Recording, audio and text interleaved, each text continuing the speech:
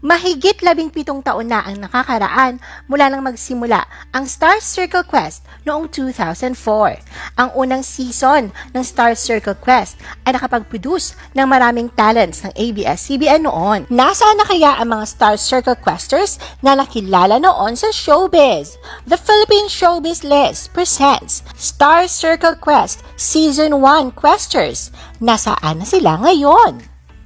Hero Angeles. Si Hero ay tinanghal na unang first teen Grand Quester ng Star Circle Quest. Nakuha ni Hero ang atensyon ng fans dahil sa kanyang F4-like hairstyle na noon ay pinasikat ng Taiwanese boy band.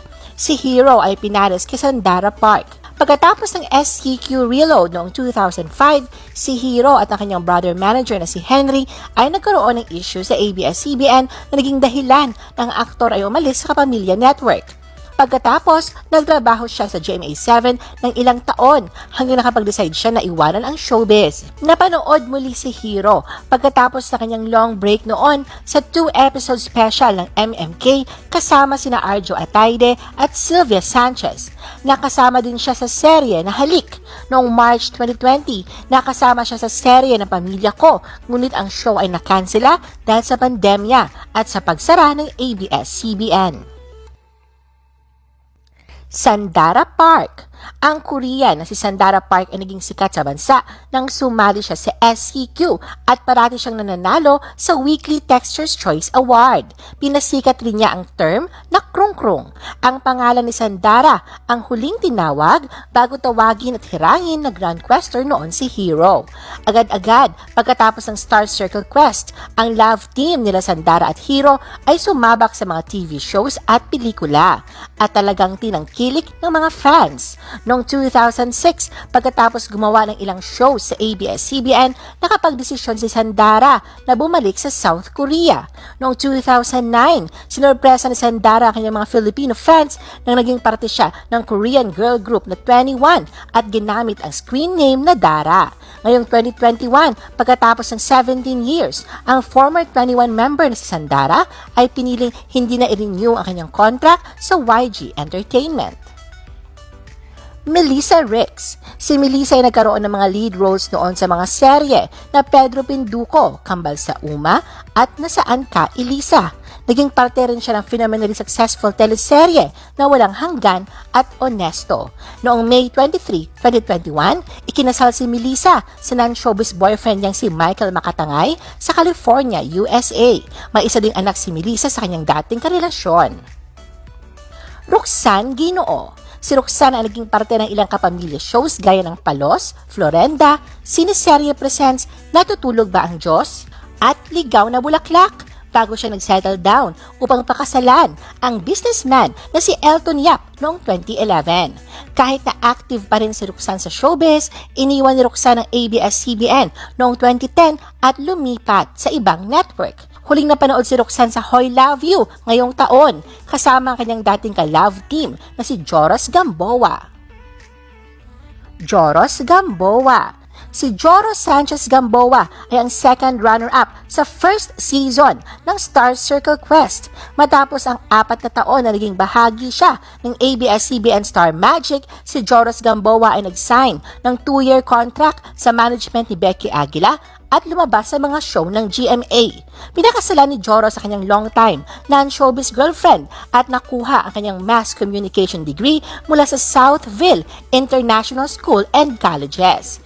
Kahit na naging parte si Joros sa maraming drama projects, pinatunayan ni Joros na magaling rin siya na komedyante. Naging parte rin siya ng weekly sitcom na Home Sweetie Home. Kamakailan ay napabalitang magkakaroon ng second season ang Hoy Love You nila ni Roxanne Ginoo. Neri Naig. Lumabas si Neri sa ilang mga shows noon bago siya nag-semi-retired mula sa spotlight ng ilang taon. Lumabas siya sa ilang mga guest appearances at napasama sa ilang mga support roles over the years. Noon rin ay nasangkot si Neri sa isang skandal nang ang video nila ng kanyang boyfriend noon na si Chito Miranda ay nag-leak online. Pagkatapos humupa ang issue, nag-propose si Chito kay Neri at pagkatapos nagpakasal sila. Sina Chito at Neri ay may maraming negosyo. Si Neri ay may mga micro-enterprise gaya ng rental, Tagaytay Cottage, Battle Gourmet Tuyo, bakery, ukayan, at online shop for bed linen and sleepwear. Michelle Madrigal. Ang morena beauty na si Michelle ay may ilang mga roles sa ABS-CBN bago lumipat sa ibang network. Napasali rin si Michelle sa isang reality show kung saan naging kontrobersyal ang kanyang karakter. Maliban sa acting, pumasok si Michelle sa real estate sector bilang isang international marketing and sales officer. Kung hindi naman siya busy sa kanyang trabaho, nagwo-workout si Michelle at nagluluto ng healthy dishes. Napangasawa ni Michelle ang American boyfriend niyang si Troy Woolfolk. Ginanap ang kanilang pag-iisang dibdib noong April 2019 sa Austin, Texas. Ngunit kamakailan lang ay nabalita na naghiwalay sina Michelle at Troy. Paglilinaw ni Michelle na nanatili silang magkaibigan ni Troy para sa anak nilang si Anika. Errol Abalayan. Ang pinakabata sa SCQ Batch 1 na si Errol ay napanood noon sa ilang shows bago siya nag-concentrate sa kanyang pag-aaral. Ayon sa isang interview ng Push noong 2018, sinabi ni Errol na noong 2006, nagdesisyon siya na i-pursue ang kanyang pag-aaral. Noong 2013, graduate siya sa degree in Bachelor of Science in Accountancy at naging parte ng Finance Department ng isang upscale hotel. Kinasal siya sa kanyang girlfriend noong February 2016 at nagkaroon sila ng anak. Ang huling TV appearance ni Errol ay ang kanyang guesting sa Gandang Ngabi Vice kasama si Sandara Park at ilang mga Star Circle questors. Joseph Bitangkol. Si Joseph Bitangkol ay ang pangalawang questor na ma-eliminate from the Magic Circle of 10. Simula noon, naging parte na si Joseph sa iba't ibang teleserye gaya sa Spirits at Vietnam Rose.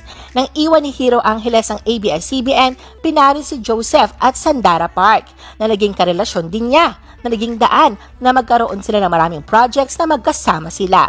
Nang iwanan ni Sandara ang showbiz at hiniwalayan si Joseph, lumipat si Joseph sa GMA7.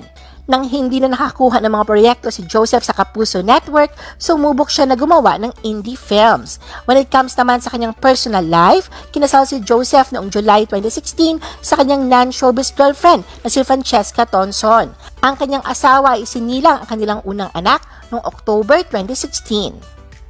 Helga Craft. Si Helga ay isang hopeful ng Star Circle Quest, ngunit hindi siya umabot sa top 15 dahil na-eliminate siya during sa top 20 round. Noong 2013, gumanap si Helga na leading lady ni Martin Escudero sa TV5's weekly series na Positive. Si Helga ngayon ay active sa social media bilang isang influencer na nagpo-promote ng brands para sa kanyang ina. Si Helga din ay isa ng ina at may isa siyang anak. Nakasama si Helga sa cast ng May Amanda na kamakailan ay nag-top trending sa Netflix. Kasama ni Helga sa May Amanda, sina Piolo Pascual at Alessandra De Rossi. Rafael Martinez. Si Rafael Martinez ay ang first questor na na-eliminate sa Magic Circle of 10. Simula noon, napasama na siya sa SCQ Reload. Pagkatapos ng SCQ Reload, si Rafael ay naging leading man ni Shaina Magdayaw sa Ikaw ang Lahat sa Akin. Kahit na iniwan ni Rafael ang showbiz, nanatiling active pa rin si Rafael sa social media. Kasama din si Rafael noon sa mga Star Circle questors na lumabas sa GGV para sorpresahin si Sandara Park sa guesting niya. Isabel Blasi.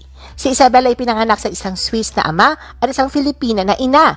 Nag-aral siya sa Switzerland from 4th grade hanggang sa kanyang sophomore year. Nang bumalik si Isabel sa Pilipinas, nadesisyonan niya na pumasok sa showbiz gaya ng kanyang kapatid na si Andrea ng Star Magic Batch 2. Isa si Isabel sa mga lucky questors ng season ng Star Circle. Nakapasok siya sa top 20 pero nabigo siyang makapasok sa top 10. Napasama siya noon sa Star Magic Batch 13. Kilala siya sa kanyang pagganap sa role na Lisa sa About Your Love. Naging boyfriend noon ni Isabel ang brainy teen housemate ng first PBB Teen Edition na si Mikey Lee. Base sa kanyang Facebook page, ay nasa Maynila pa rin nakabase si Isabel at engaged na siya. I-post ang inyong comments at reaction sa baba. At huwag kalimutan na i-like at i-share ang video na ito. Gusto mo pa ba ng ibang showbiz videos? Panoorin ang aming iba pang top viewed videos. Para sa aming mga YouTube viewers, pumunta lang sa description ng video na ito o i-click ang link sa itaas ng screen. Para naman sa mga Facebook viewers, ay maaari ninyong hanapin ang mga link sa comment section ng video. I-follow nyo din kami sa Facebook at mag-subscribe sa aming YouTube channel.